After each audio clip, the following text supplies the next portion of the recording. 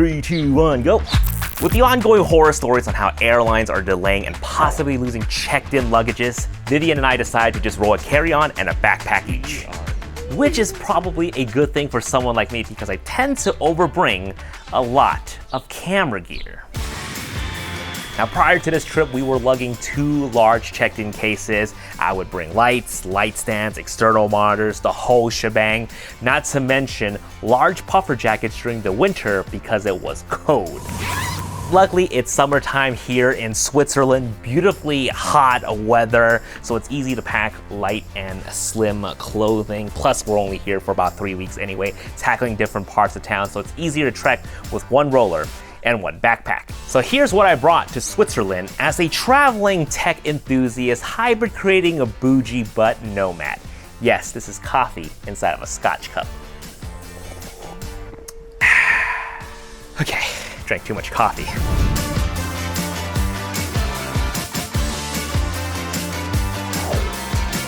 And shout outs to KEH Camera for sponsoring a portion of this video.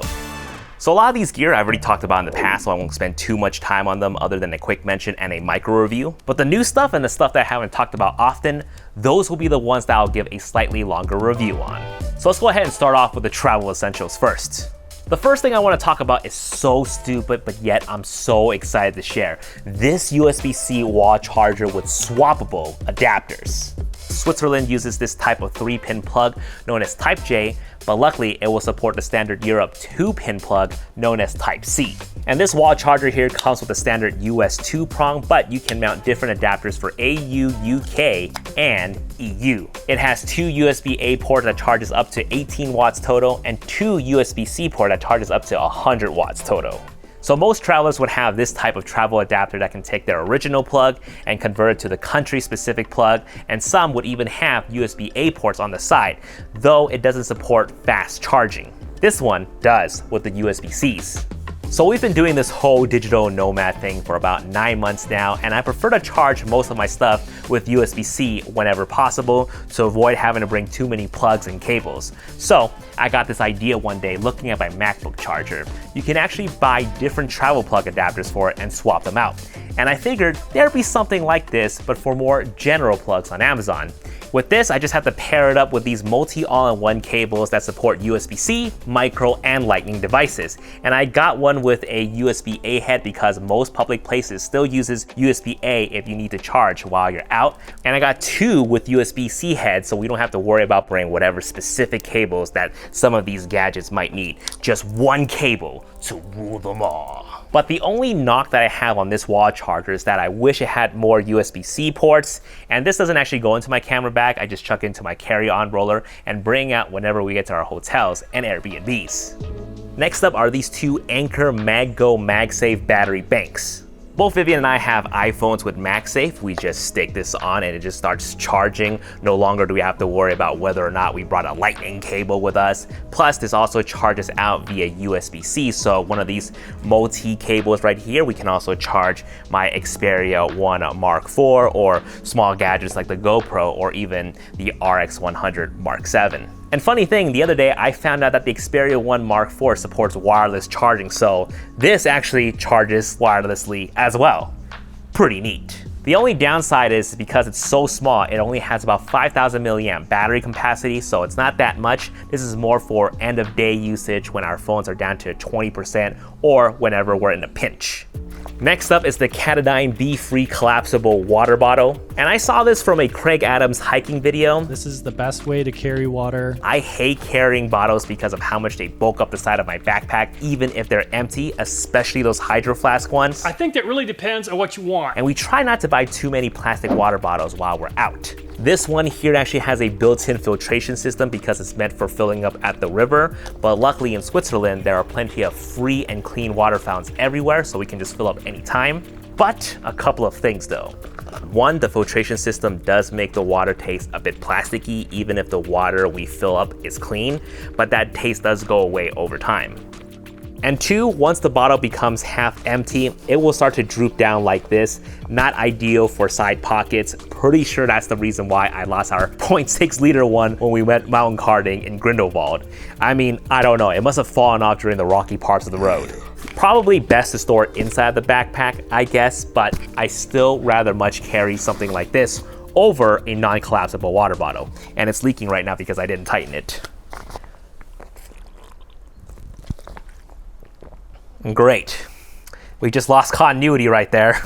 But we're gonna power through it anyways. Next up is the Steam Deck. Now, I wouldn't say this is essential, but I want to talk about it anyways. Now, one thing I do miss is gaming whenever we're out traveling. We've been missing out on a lot of cool AAA titles, so I decided to pick up a Steam Deck. Unfortunately, the reservation that I have couldn't get here until late Q3, early Q4, so I had to pay the scalper's fee for this off of Facebook Marketplace. But the extra cost was sorta justifiable. Hear me out before you call me crazy. The original owner got a 256GB version and upgraded the internal SSD to 512 and even threw in a SanDisk 1TB micro SD. And that thing ain't cheap. So with all the extras and upgrades, I'd say he probably profited $150 from me, which I took it as paying for his labor and expertise for the upgrade installation. Whatever, it's fine. I get to have it a little bit earlier, right? Anyways, I love this thing. We've been playing Final Fantasy VII Remake on it, and I somehow got World of Warcraft running on this thing. It looks decent on a small display despite having to play it on a lower resolution, and battery life is fairly decent, and it's pretty comfortable. But if you play it in bed and you sort of play on your side, it does get uncomfortable because of how chunky it is.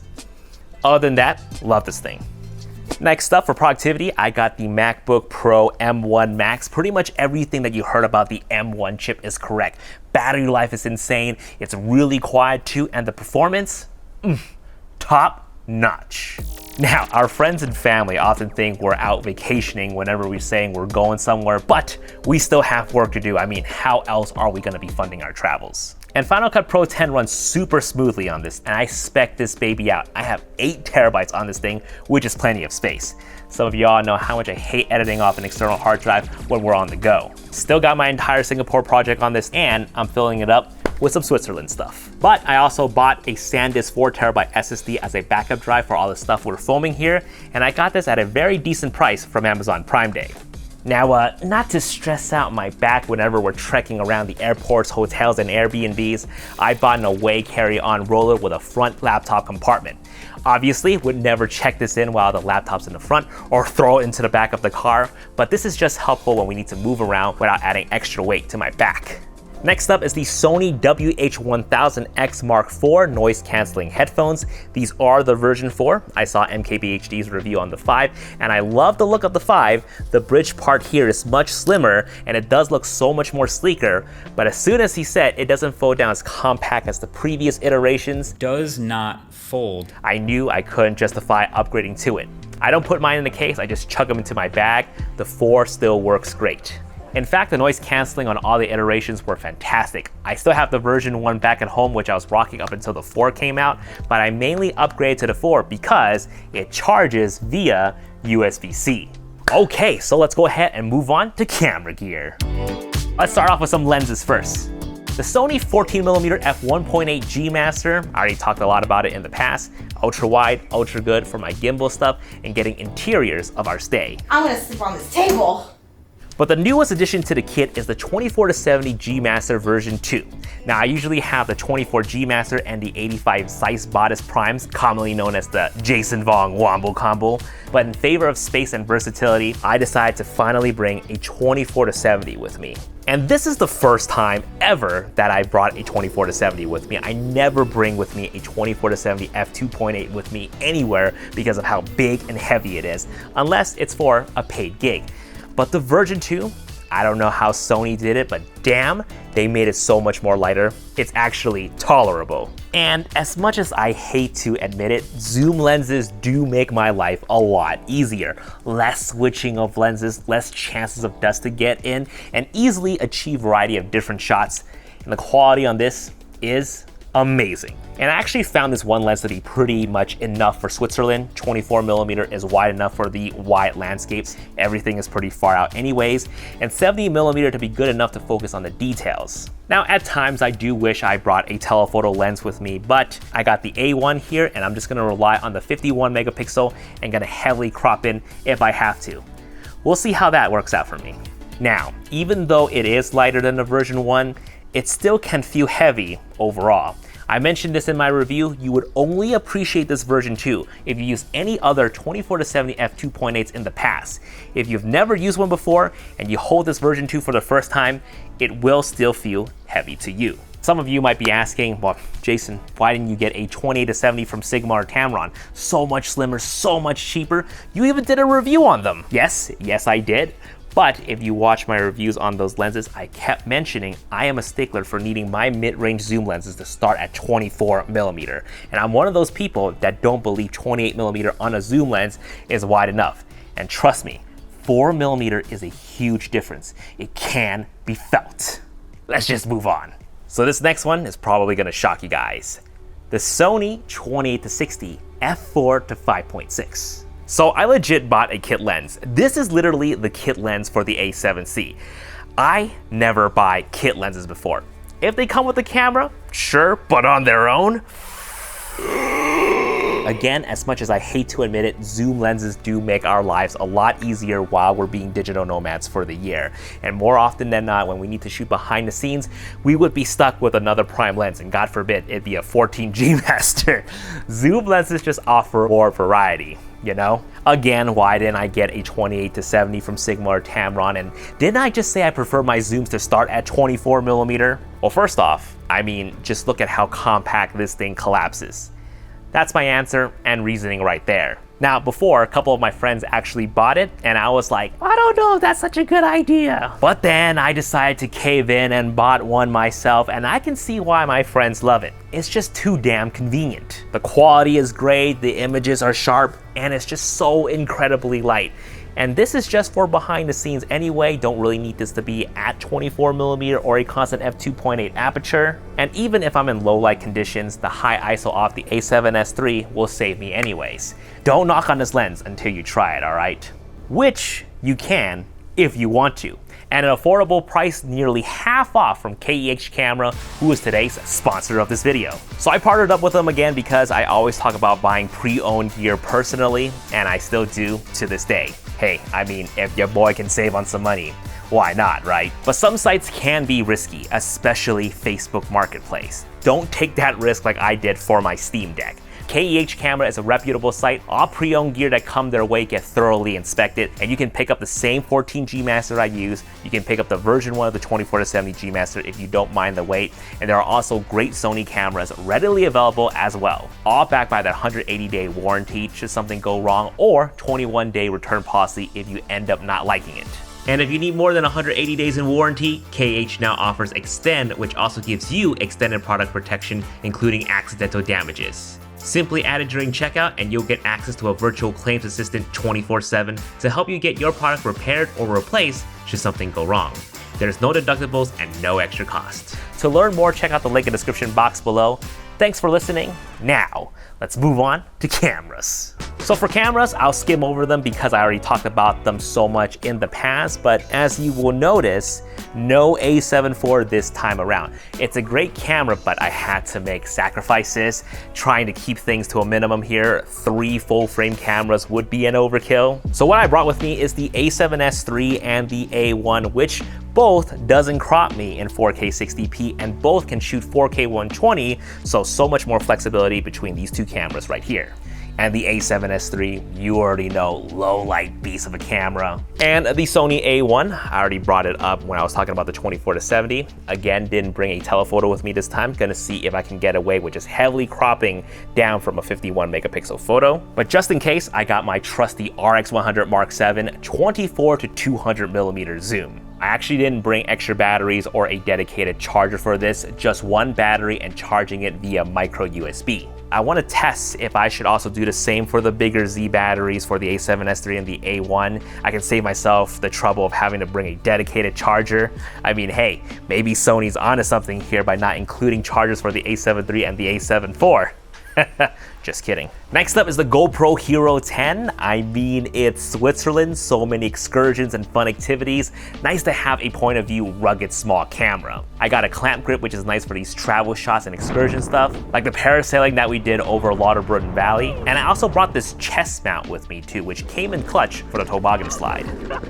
Next up, Sony XPERIA 1 Mark IV. Yes, rolling with 2 phones, MKBHD style. Now, I usually put the international SIM cards in the XPERIA because the SIM tray here is easily accessible, but I really love using this thing while I'm here. A lot of the photos that I've been sharing on Instagram has been from this because it's just so much easier to take the photos, load it into Lightroom, and do some quick editing while we're standing in line waiting or riding trains. Even though this does not have the 1-inch sensor like the Pro I, the quality of the photos still look amazing. This has the 85 to 125mm true optical zoom lens, which, as you guys know, 85mm is my favorite focal length, and for me to achieve shots like this from a phone?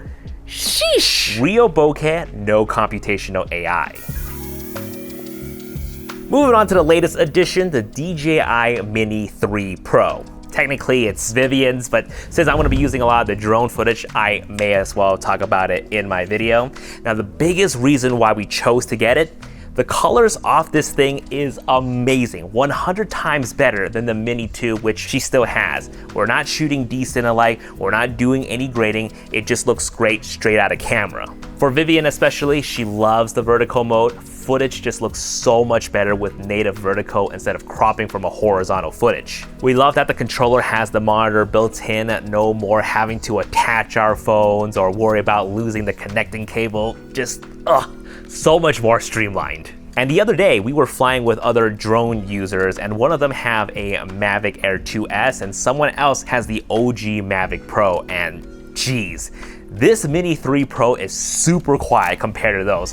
Honestly, this right here, this is peak drone. The best I've seen from DJI. Uber small and the quality is amazing. 4K 60p, built-in monitor, native vertical mode, 100% recommend. Now I know someone's gonna ask, yes, Switzerland allows drone in most areas so long as it's under 30 kg within visibility without needing a permit. Basic drone rule still applies, no flying at night or over people, yada yada yada. Now speaking of DJI, I also bought their lav mic. I was using the Rode Go 2 before. I love them, but in Singapore, I often found myself needing a second audio source and I would have to plug the receiver into another camera just to record another source of audio. And yes, I'm aware that the Rode transmitter can record internally as well, but the process to get them off the computer is a little troublesome. You gotta run it through their software first to export, plus it's hard to tell if it's actually recording internally. You have to like preset it up first. But the DJI, if you're just using the transmitter, there will also be a red solid light that tells you if you're recording internally, which actually gives me a lot more confidence. And I can also plug it into an iPhone or the XPERIA 1 Mark IV without needing to whip out another camera with a 3.5mm jack. And the DJI receiver has a much better UI than the Rode. They have easier touch navigation versus having to remember too much button combinations to change certain settings on the Rode.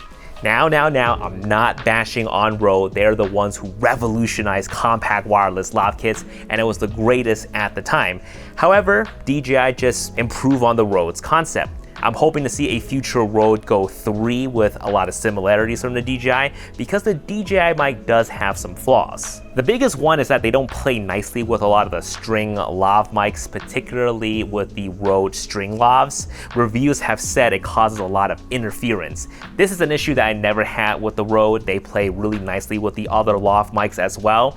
But other than that, the audio is great on its own, much like the Rode, and I love that you can either clip it onto your collar or use magnets, which I'm using right now. Seriously, it's the little things that make the DJI mic great. Next up is the Sony B10 and B1M digital shotgun mic. So Sony recently released a more compact version of the B1M noise canceling digital shotgun mic known as the B10, and it sounds the same, to be honest with you guys.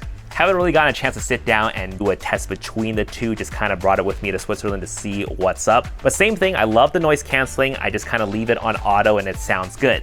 Now the downside is that they only work with newer Sony cameras that came out in 2020 and on, with the exception of the A7R Mark IV from 2019. And of course, it only works with Sony because it utilizes the multi-interface hot shoot technology. It does not plug in via 3.5mm like most other shotgun mics would. Now for gimbal, I actually brought the Zhiyun Weebill 3, and honestly, I kind of regret bringing this. I think that really depends on what you want. Because I thought I would use the 24-70 on this, but it's just too heavy. It supports it for sure, I just mean it's too heavy to lug around. Oh, I should have just stuck with the Crane M3. If I needed the flexibility, I could have just used the 20-60 on the A1, just regret.